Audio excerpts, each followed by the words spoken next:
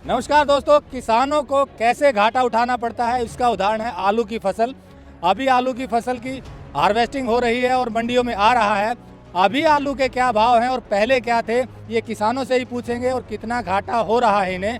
क्योंकि जैसा मैंने पूछा, आलू 5 से 7 रुपये किलो यहाँ मंडी में बिक रहा है।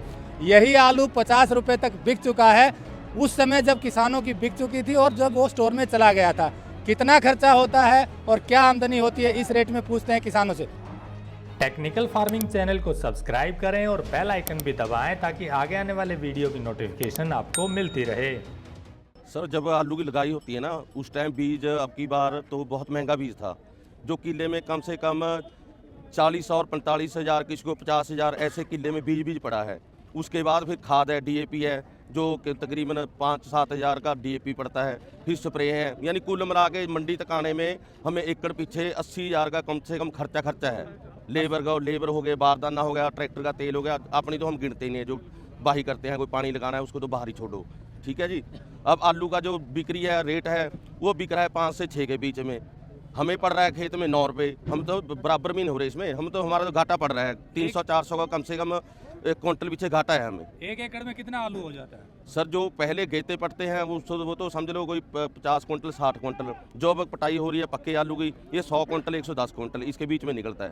इस हिसाब से जो खर्चा आपका हुआ 80-90 हज़ार रुपये, अगर 5 रुपये 6 रुपये बिकेगा तो वो खर्चा भी नहीं पूरा। नहीं, खर्चा भी नहीं पूरा हो रहा है सर, घाटा पड़ रहा है 20-30 हज़ार रुपये का। और ये आलू जब बीच में महंगा हो गया, कितना महंगा हो गया था जब आप? सर, बीच में तो 50 हज़ार रुपये 50 रुपये केजी बिका है आलू। 50। हाँ जी, उस वक्त किसान के पास नहीं था। किसान के पास नहीं था उस वक्त तो जैसे अब लोड थी ना उस वक्त, अब पक्के में अब जिमीदार से व्यापारी ने खरीद लेना है आलू। जिमीदार तो पहले दबे हुए हैं, जिमीदार कहाँ रखेगा स्टोर में? हमने बीज के लिए भी नहीं रखा होता है जिमीदार के पास, सिर्फ बीज रखता है जोर लगा के।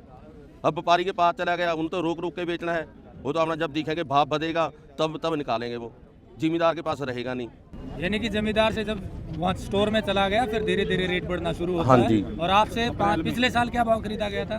पिछले साल भी सर ये तकरीबन 7, पिछले साल तो सीजन में तो बहुत कम था।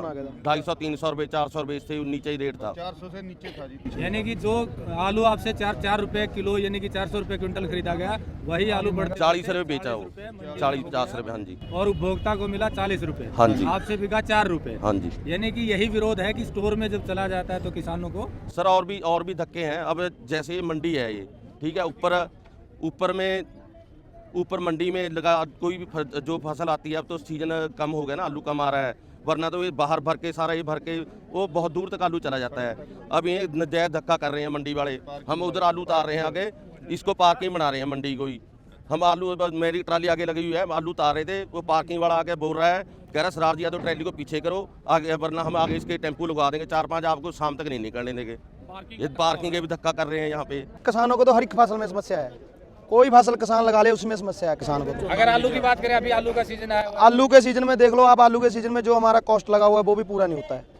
पूरा कितनी कॉस्ट लगती है? देखो, कॉस्ट बीज के अलावा कॉस्ट हमारा 40 हज़ार आता है। बीज पे डिपेंड लग गया। आपकी बार बीज 2,000 रुपये कट्टा मिला तो 35 हज़ार का बीज हो गया। और बीज के अलावा हमारा 40 हज़ार रुपया कॉस्ट आता है 1 एकड़ पे। बीज अलग हो गया, बीज का रेट के मुताबिक है। कभी बीज चल मिल जाता है 500 रुपये कट्टा, आपकी बार बीज मिला 2,000 रुपये कट्टा। आपकी बार कॉस्ट और ज़्यादा बढ़ा हुआ है। कितना था आपकी बार कॉस्ट आप खुद अंदाजा ला लो, 20-22 कट्टा लगता है एकड़ में। उसके 2,000 के हिसाब से लगा लो, 40 हज़ार का तो बीज हो गया, 40-35 हज़ार और का खर्च हो गया हमारा ऊपर का कॉस्ट। तो 70-80 हज़ार तो हमारा कॉस्ट खर्चा आया हुआ है, उसमें हमारा ये भी पूरा नहीं हो रहा है। बारदाना देखो आप, पिछले साल जो है 15 रुपये का था, आपकी बार 25 रुपये को खाली कट्टा हो गया है। कट्टा खाली जो स्टोर वाला हमको चाहिए वो 35 रुपये को हो गया है, स्टोर वाला कट्टा 35 रुपये को। यानी कि जब सीजन होता है तो रेट बिल्कुल डाउन चला। क्या भाव बिक रहा है आज? क्या भाव बिक रहा आज बिक रहा है 5 से लेके 6.5 के बीच बिक रहा है। यानी कि इसमें तो आपका खर्चा पूरा होना है। इसमें तो खर्चा भी पूरा नहीं होगा जी। आपकी बार खर्चा बीज महंगा होने के कारण ज़्यादा हुआ है, क्योंकि बीज आपकी बार बहुत महंगा था, इस करके खर्चा बहुत ज़्यादा हुआ है। ये तो इस बार मौसम ने साथ दिया जी, फसल होगी। कई बार तो बारिश पड़ गई या चुलस रोग एक आता है तो बिल्कुल खाली रह जाता है जिम्मेदार। और सबसे बड़ी अपने देश की त्रासदी ये है कि जो उगा रहा है वो भी मर रहा है, जो खरीद के खा रहा है वो भी मर रहा है। ठीक है जी, ये चक्कर पड़ रहा है सारा। बाकी किसान, जो हमारी सरकारें रौला पाती हैं कि फसली चक्कर बदलो, कणक झोने का चक्कर बदलो। जो हम आलू लगा रहे हैं, हम कणक का चक्कर बदल रहे हैं, हमें सपोर्ट क्यों नहीं करती सरकार? जो हमें घाटा पड़ता है उसमें हमें सपोर्ट करे कि चलो इन्होंने कनक नहीं बीजी, आलू लगाया, फसल का चक्कर बदलने की कोशिश कर रहा है किसान। अगर सरकार साथ देगी फसल चक्कर तभी बदला जाएगा।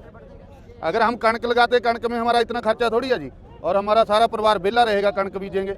आलू में तो बच्चे से लेकर बुजुर्ग तक सारा दिन खेत में मर रहा है। तो सरकार कोई सुनवाई नहीं करती जी, कोई हमारा खर्चा नहीं पूरा होता। जो हमारी जथेबंदियां आज भी बैठी हैं, धरना लगा रही हैं, वो स्वामीनाथन रिपोर्ट हम क्यों मांग रहे हैं कि जो खर्चे के हिसाब से गवर्नमेंट तय करे रेट हमारा कितना खर्चा है, इसको कुछ ना कुछ बचना चाहिए। इसीलिए स्वामीनाथन रिपोर्ट की शुरू से मांग हो रही है। आप देखो एक चाय वाला है, वो दूध मूल्य ले रहा है, साहब का मूल्य ले रहा है, वो भी अपना रेट रख सकता है।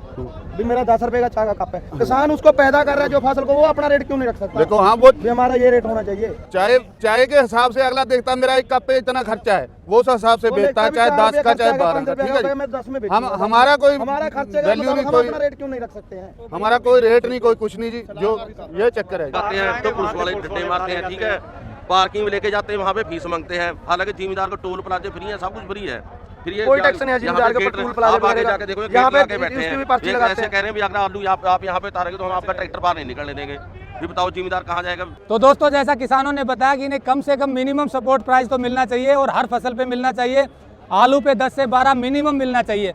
हम तो ये कहते हैं कि जो एंड यूजर को मिले उसका यदि 50% भी मिल जाए तो किसान की बल्ले बल्ले। यानी कि आलू यदि 30 रुपये उपभोक्ता को मिल रहा है तो 15 रुपये कम से कम किसान को जरूर मिलना चाहिए।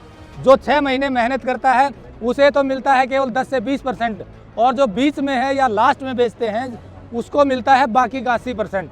तो ये 6 महीने मेहनत करने वालों को यदि सरकार 50% भी इंश्योर कर दे तो उसको लाभ हो सकता है। और MSP की जहाँ तक बात है, सब फसलों पे जैसे हमने बताया मिलना चाहिए, क्योंकि किसान हर चीज़ उगाता है, केवल अनाज नहीं उगाता है।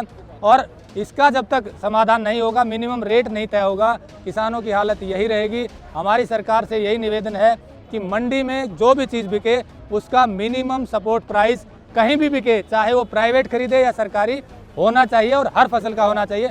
तभी किसानों का उद्धार हो सकता है। जो डबल इनकम की बात करते रहते हैं वो सिर्फ बातें हैं, उसकी लागू तब होगा जब मिनिमम सपोर्ट प्राइस हर फसल का मिलेगा। नमस्कार, जय हिंद।